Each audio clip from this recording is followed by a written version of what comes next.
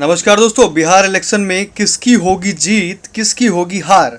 जी हाँ, आज का टॉपिक ये है। हालांकि ग्राउंड पर क्या चल रहा है, ग्राउंड रियलिटी क्या है, उसे आपको बताता हूँ जो मुझे बिहार में दिखा। जी हाँ, बिहार में जो एक युवा वर्ग है वो कहीं ना कहीं तेजस्वी की तरफ है, बोलता है बदलनी चाहिए, जिसने क्या कहते हैं लालू प्रसाद यादव का युग नहीं देखा है।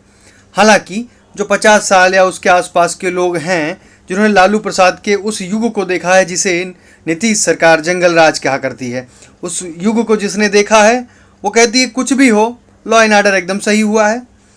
कुछ ना कुछ काम भी हुए, जैसे लाइट का काम हुआ है, सड़क का कुछ थोड़ा बहुत पानी का काम हुआ है, कुछ मूलभूत समस्याएं जो मनुष्य की होती हैं जीवन यापन के लिए, उन चीज़ों में सुधार भी हुआ है।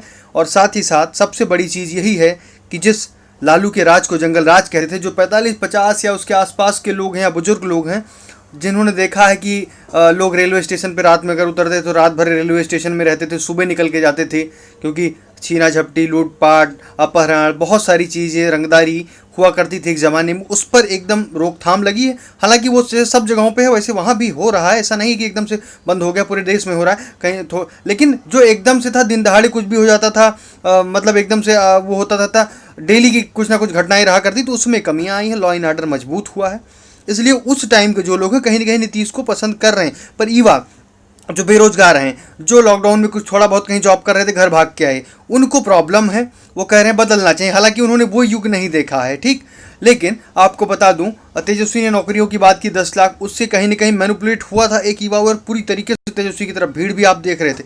हालांकि 19 लाख जब बीजेपी ने रखा तो जो बीजेपी काडर के लोग थे वो जो है ज़मीनी स्तर पर वर्क करते हैं, यानी कि बीजेपी का जो काडर है बहुत मजबूत है। यानी कि बीजेपी का जो पार्टी के निचले स्तर के कार्यकर्ता से लेकर ऊपर तक नीचे का जो कार्यकर्ता है, ज़मीन पर बूथ पर मजबूती से काम करता है, वो लोगों के बीच में घुल मिल के बातें करके लोगों की राय जानता है और उस हिसाब से मैनिपुलेट करने का काम करता है। मैनिफेस्टो में क्या बताया गया है और कैसे लोगों के बीच में उसे रखना है, वो सारी चीज़ों को समझाना। 19 लाख नौकरियाँ तो कैसे कैसे, जैसे जेपी नड्डा का इंटरव्यू आया, उससे लोगों को समझाने में एक आसानी मिल रही कि 19 लाख नौकरियाँ किस तरह से देंगे, सारी चीज़ें।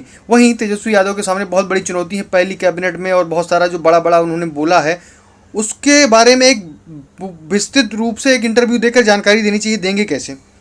4 लाख सरकारी नौकरियां बची हैं, 4 लाख सरकारी नौकरियां बची हैं तो बिना कोई योग्य नहीं होगा तभी आप क्या तुरंत दे दोगे? जैसे कि मैं बहुत पढ़ा लिखा हूं पर मैं आपका इंटरव्यू नहीं पास कर पाया या पेपर में पास नहीं हुआ, तो क्या मुझे दे दोगे? नहीं दोगे। एक उसकी जानकारी हो, उसी हिसाब से हर टाइप की नौकरियां होनी चाहिए कि किस टाइप की लोग कर पाएंगे। ठीक है, इस तरह का बहुत सारी चीज़ें, बहुत, हाँ माना कि बहुत पढ़े लिखे लोग हैं वो होंगे, लेकिन जो हर टाइप की जॉब ढूंढनी पड़ेगी। हर कोई सरकारी नौकरी नहीं कर पाएगा, क्योंकि बहुत पढ़े लिखे ने शिक्षा, आप जान रहे हो बिहार